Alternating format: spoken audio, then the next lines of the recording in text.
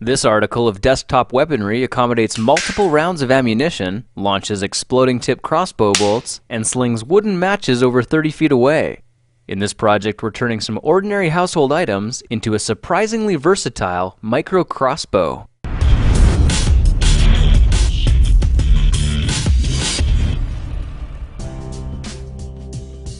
To start this project, we'll need a handful of popsicle sticks and a template showing how to cut them. You'll see how to get this one for free in just a minute. Once the popsicle sticks are all marked, we can use something like a pair of gardening shears to cut the pieces to size without ever having to make a single measurement. You can get your free template by clicking the icon or by following the link in the description. Alright, now that our pieces are cut, let's paint them completely black, and that can be done quickly and easily with a permanent marker. The ink will probably take just a minute to dry, so now would be a good time to round up some metal hair clips. We're only going to need 2 of them. You can see with a little manipulation, the inside clip breaks off cleanly at the bottom. Now the first step of assembly is securing the clips to the wooden supports with a bit of hot glue, so that when it cools, the limbs are arching away from each other in a bow shape. Now let's go ahead and add some hot glue to the inside of the arch, so we can press the second support firmly into place. I cleaned up the excess glue with a utility knife, and now we should be good to set this to the side and move on to making the pistol grip.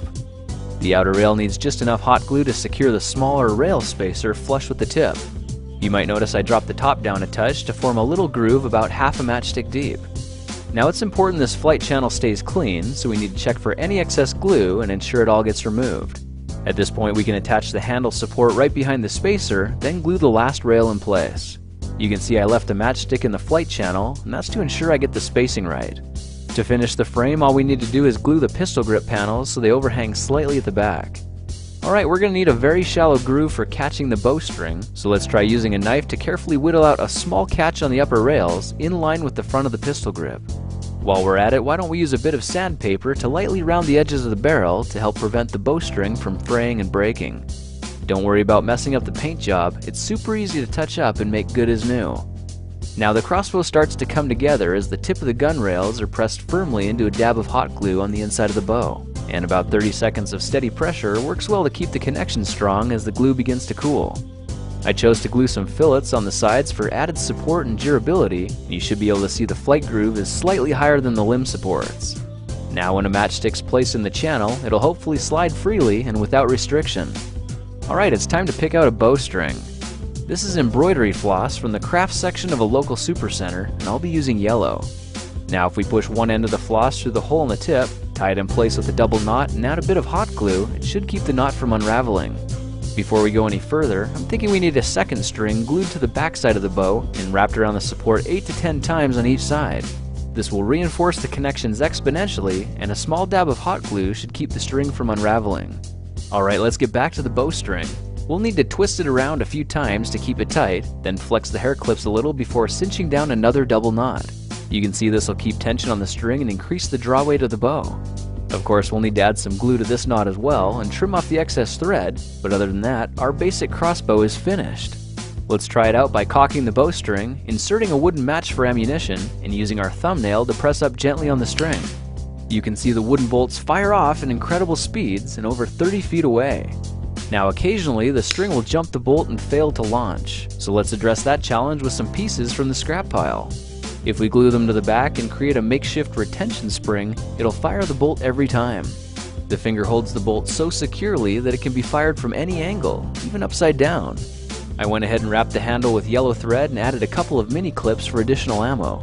These side mount quivers are simply made from a plastic drinking straw. I cut 2 small pieces from off the straw, capped one end with some hot glue, and attached them to the side of the barrel at a bit of an angle. Now when the bolts are inserted, there's plenty of tension to hold them in place even if the crossbow is completely inverted. With this simple modification, we've tripled our easy access ammo, which should give a nice edge to our gameplay. Now let's take it to the next level with some contact explosive bolt heads.